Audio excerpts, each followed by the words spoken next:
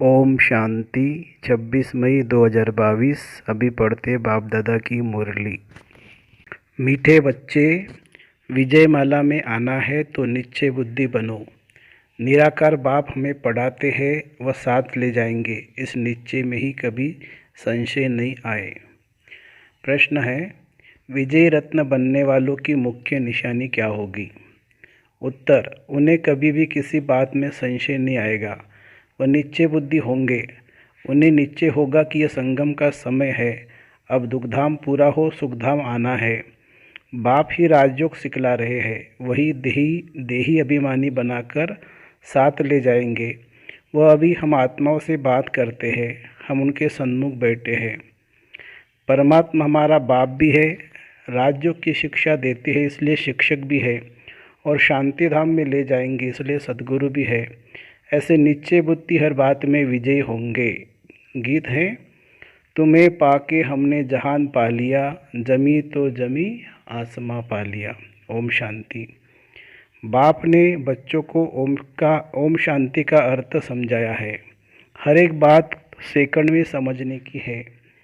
जैसे बच्चे भी कहते ओम अर्थात अहम आत्मा मम शरीर, वैसे बाप भी कहते अहम आत्मा परम धाम में रहने वाली, वह हो जाता है परमात्मा। ओम यह बाप भी कह सकते हैं तो बच्चे भी कह सकते हैं। अहम आत्मा व परमात्मा दोनों का स्वधर्म है शांत। तुम जानते हो आत्मा शांति धाम में निवास करने वाली है, वहाँ से इस कर्म क्षेत्र पर पाठ बजाने आई है। यह भी जानते हो हम आत्मा का रूप क्या है और बाप का रूप क्या है। जो कोई भी मनुष्य सृष्टि में नहीं जानते, बाप ही आकर समझाते हैं, बच्चे भी समझाते हैं। हमारा बाप परमपिता परमात्मा है, वह शिक्षक भी है तो हमारा सत सुप्रीम भी है, जो हमको साथ ले जाएंगे।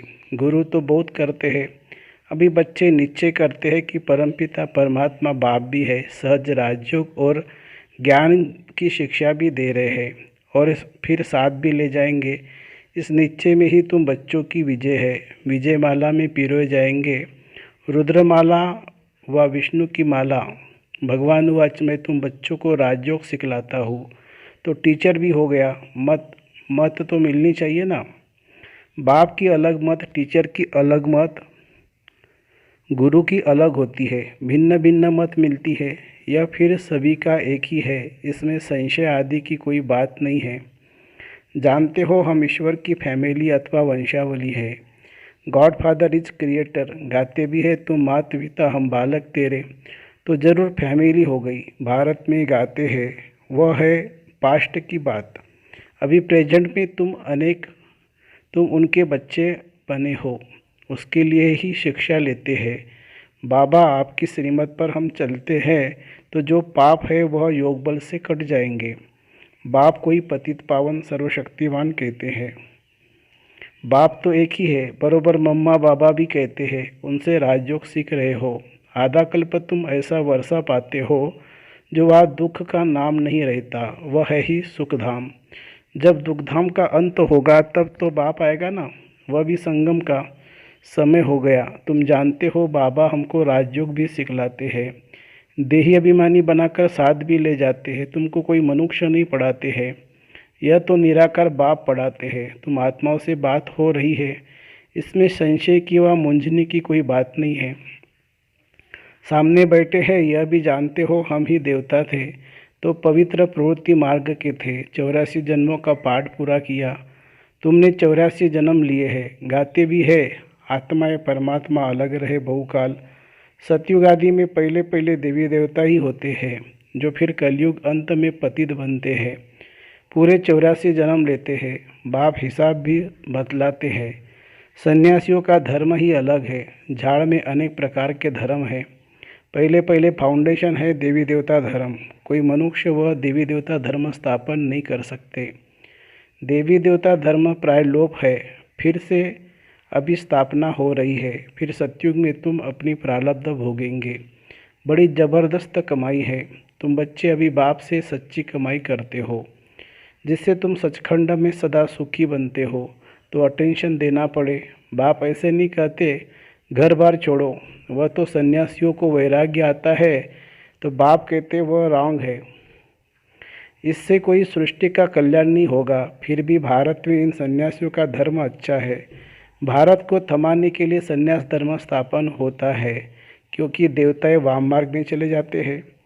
मकान आधा समय पूरा होता है तो थोड़ी मरम्मत कराई जाती है ना, तो 1-2 वर्ष में पोताई आदि होती है। कोई तो समझते लक्ष्मी का आह्वान करेंगे, परंतु वह तो तब आएंगी जब शुद्ध होंगे। भक्ति मार्ग में महालक्ष्मी की पूजा करते हैं, उनसे पैसा लेने के लिए जगदम्बा के पास कभी पैसा नहीं मांगेंगे। पैसे के लिए लक्ष्मी के पास जाते हैं। दीपमाला पर व्यापारी लोग भी रुपये पूजा में रखते हैं। समझते वृद्धि होंगी, मनोकामनाएं पूरी होती है।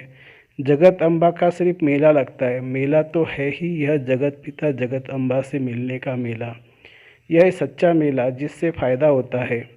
उन मेलों पर भी बहुत भटकते हैं, कहाँ नाव डूब पड़ती है, कहाँ बस एक्सीडेंट हो पड़ती है, बहुत धक्के खाने पड़ते हैं। भक्ति के मेले का बहुत शौक रहता है, क्योंकि सुना है ना आत्माओं का और परमात्मा का मेला लगता है। यह मेला मशहूर है, जो फिर भक्ति मार्ग में मनाते हैं। कंपटीशन है राम और रावण की, तो बाप अच्छी रीति समझाते हैं मूर्छित नहीं होना है। राम और रावण दोनों सर्वशक्तिवान हैं। तुम हो युद्ध के मैदान में, कई तो घड़ी घड़ी माया से हारते हैं। बाप कहते तुम मुझ उस्ताद को याद करते रहेंगे तो कभी भी हारेंगे नहीं। बाप की याद से ही विजय पाते जाएंगे। ज्ञान तो सेकंड का है। बाप विस्तार से समझाते हैं यह सृष्टि चक्र कैसे फिरता है। नटशेल में तुम बच्चे बीज और झाड़ को जानते हो। इनका नाम भी है कल्प वृक्ष। इनकी आयु लाखों वर्ष तो हो नहीं सकती। यह है वैरायटी धर्मों का झाड़। एक धर्म की शक्ल न मिले दूसरे से, बिल्कुल ही भिन्न है। इस्लामी आदि कितने काले हैं, वहाँ भी धन बहुत है, धन के पिछाड़ी तो सब है। भारतवासियों के फीचर्स बिल्कुल अलग अलग है, भिन्न वैरायटी धर्मों का झाड़ है। तुम समझ गए हो कैसे वृद्धि होती है। इनकी भेंट बनेन ट्री से की जाती है। अभी प्रैक्टिकल में तुम देखते हो इनका फाउंडेशन खत्म हो गया है, बाकी धर्म कायम है। देवी देवता धर्म कोई नहीं है।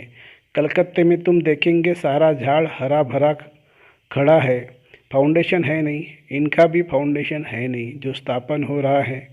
बच्चे समझते हैं अब नाटक पूरा होता है, अब वापिस चलना है बाबा के पास। तुम मेरे पास आ जाएंगे, यह भी जानते हैं सिवाय भारत के और कोई खंड स्वर्ग नहीं बन सकता।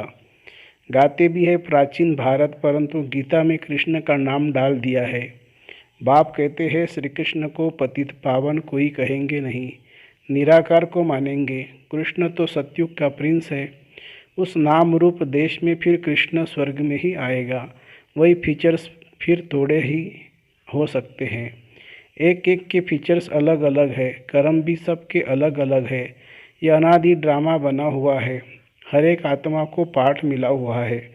आत्मा अविनाशी है, बाकी यह शरीर विनाशी है।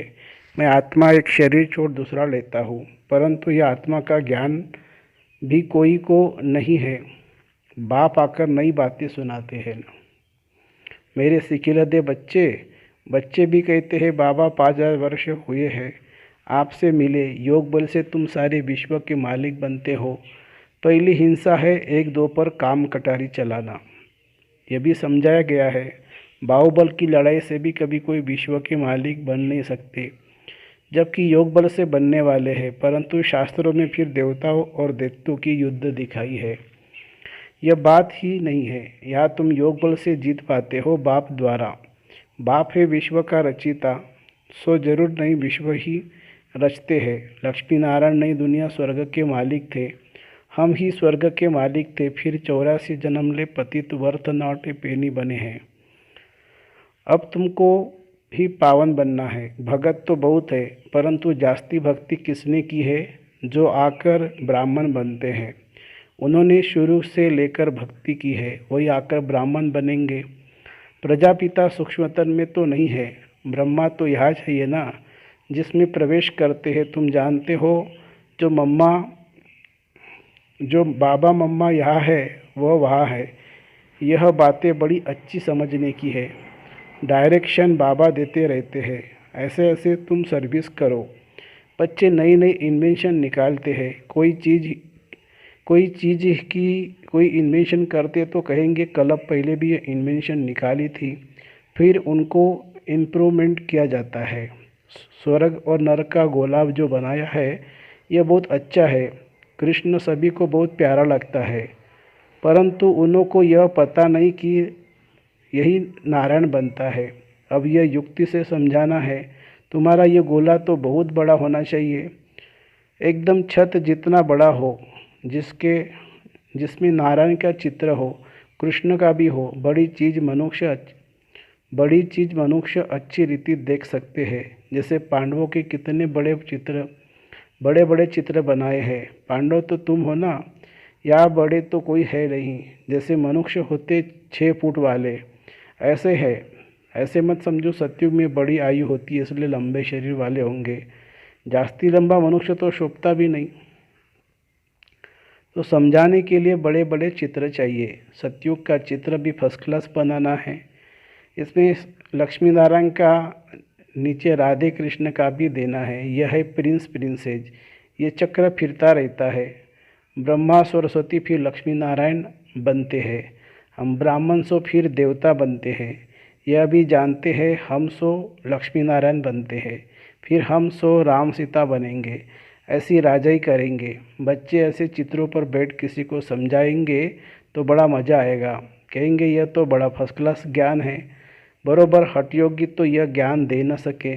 सतयुग में पवित्र प्रवृत्ति मार्ग था, अभी है अपवित्र। बाप बिगर बेहद का वर्षा कोई दे न सके। जानते हो बाबा हमको विश्व का मालिक बनाने की शिक्षा दे रहे हैं। वह अच्छी रीति धारण करना चाहिए। पढ़ाई से मनुष्य बहुत उच्च बन जाते हैं। तुम भी अभी अहिल्या कुब्जा आदि हो। बाप बैठ पढ़ाते हैं। जिस पढ़ाई से फिर तुम विश्व के मालिक बनते हो। ज्ञान का सागर भी वह है। अब बाप कहते हैं अपने को अशरीरी समझो। नंगे आए थे फिर नंगे जाना है। तुम जानते हो यह हमारा 84 का चक्र पूरा होना है। यह तो बड़ा वंडरफुल है। इतनी छोटी आत्मा में कितना बड़ा भारी पाठ भरा हुआ है जो कभी मिटने का नहीं है। इनकी न आदि है न अंत है। कितनी वंडरफुल बातें हैं। हम आत्मा 84 का चक्र लगाते हैं, इनका कभी अंत नहीं होता। अब हम पुरुषार्थ कर रहे हैं, उसमें सारी नॉलेज है। स्टार की ही वैल्यू होती है।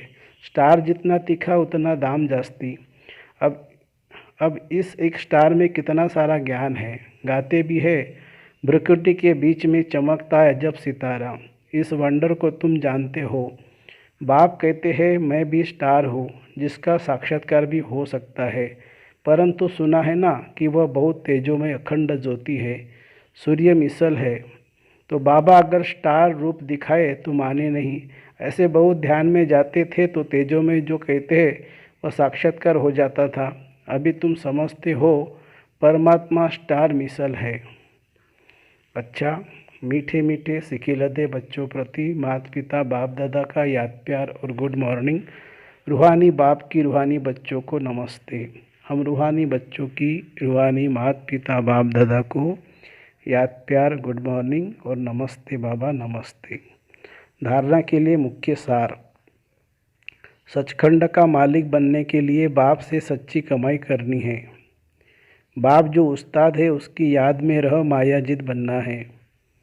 दूसरी पॉइंट, बाप से बेहद का वर्षा लेने के लिए बाप की जो भी शिक्षाएं मिलती है उन पर पूरा ध्यान देना है। उन शिक्षाओं को अच्छी रीति धारण करना है। वरदान, सदा ऊंची स्थिति के श्रेष्ठ आसन पर स्थित रहने वाली मायाजित महान आत्मा भवो। सदा ऊंची स्थिति के श्रेष्ठ आसन पर स्थित रहने वाली मायाजित महान आत्मा भवो। जो महान आत्माएं है वह सदैव ऊंची स्थिति में रहती है। ऊंची स्थिति ही ऊंचा आसन है। जब ऊंची स्थिति के आसन पर रहते हो तो माया आ नहीं सकती। वो आपको महान समझकर आपके आगे झुकेंगी, वार नहीं करेंगी, हार मानेंगी। जब ऊंचे आसन से नीचे आते हो तब माया वार करती है। आप सदा ऊंचे आसन पर रहो तो माया के आने की ताकत नहीं। वह ऊंचे चढ़ नहीं सकती। स्लोगन है, शांति का दूत बन सबको शांति का दान दो, यही आपका ऑक्यूपेशन है। शांति का दूत बन सबको शांति का दान दो, यही आपका ऑक्यूपेशन है। अच्छा, ओम शांति शांति शांति। शुक्रिया बाबा, शुक्रिया। Thank you Baba, thank you.